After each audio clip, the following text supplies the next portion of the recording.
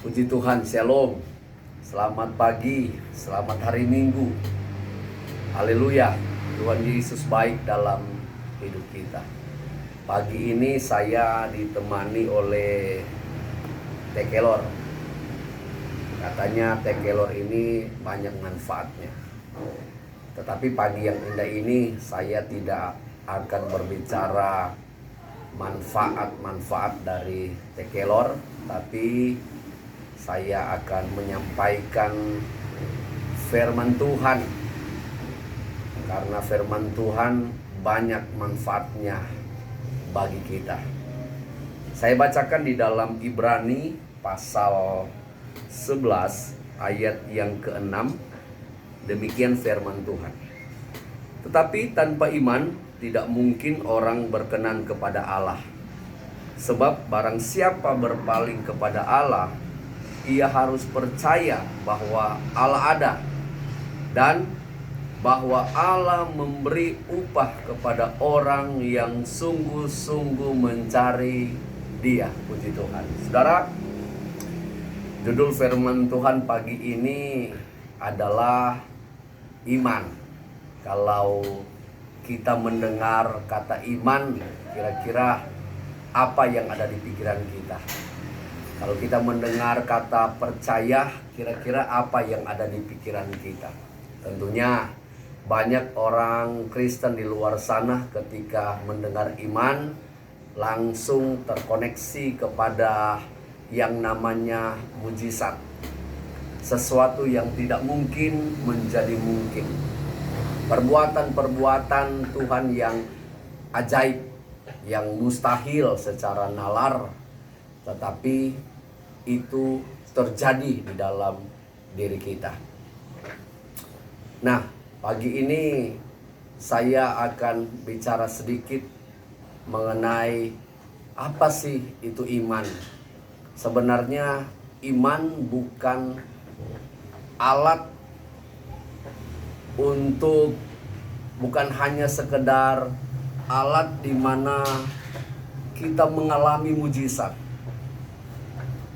Iman bukan hanya bicara soal yang sakit disembuhkan, yang lemah dikuatkan, yang berbeban berat dilegakan, yang mengalami jalan buntu dibukakan jalan oleh Tuhan. Bukan hanya bicara itu. Tetapi lebih luasnya lagi, sebenarnya iman berbicara bagaimana kita lebih yakin lagi bahwa Tuhan itu ada. Karena firman Tuhan catat di sini dikatakan, sebab barang siapa berpaling kepada Allah, ia harus percaya bahwa Allah ada. Jadi sebenarnya kalau bicara iman, kita seharusnya pikiran kita, hati kita, hidup kita terarah kepada Tuhan. Kita harus yakin, kita harus percaya bahwa Tuhan ada di segala musim, di setiap keadaan. Dalam kondisi apapun kita percaya bahwa Tuhan ada. Dalam keadaan sehat kita percaya Tuhan ada. Dalam keadaan sakit kita percaya Tuhan ada.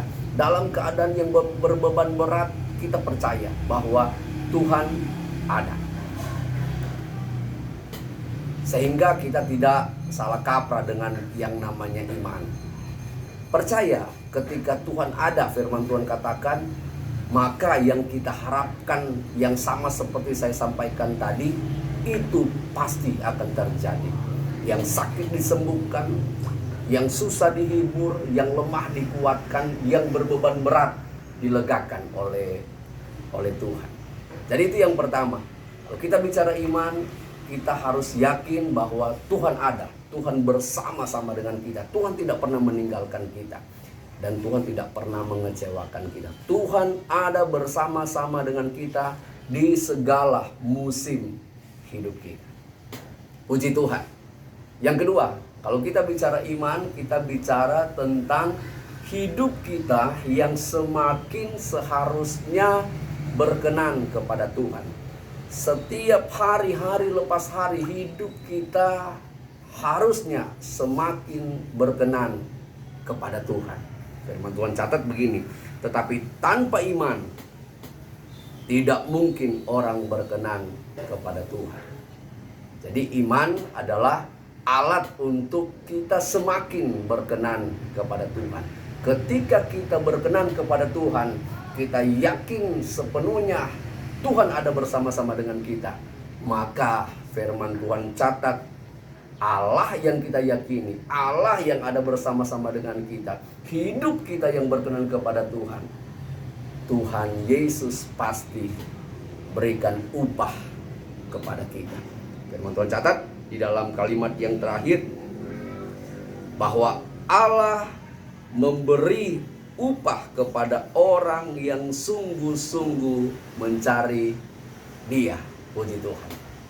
Biarlah firman Tuhan pagi ini membuat kita lebih lagi sungguh dengan Tuhan, lebih lagi percaya, iman kita semakin meningkat di tengah-tengah kondisi situasi yang tidak mengenakan hari-hari ini yang kita alami bersama-sama. Iman meningkat, kita percaya Tuhan ada bersama-sama dengan kita, dan hidup kita semakin berkenan kepada Tuhan, semakin melakukan semua yang Tuhan suka, semakin melakukan semua yang Tuhan mau. Tidak menyakiti hati Tuhan, tidak melukai hati Tuhan, tapi melakukan perintah-perintah Tuhan, sehingga hidup kita berkenan di hadapan Tuhan. Maka firman Tuhan catat, upah Tuhan sudah sediakan bagi kita.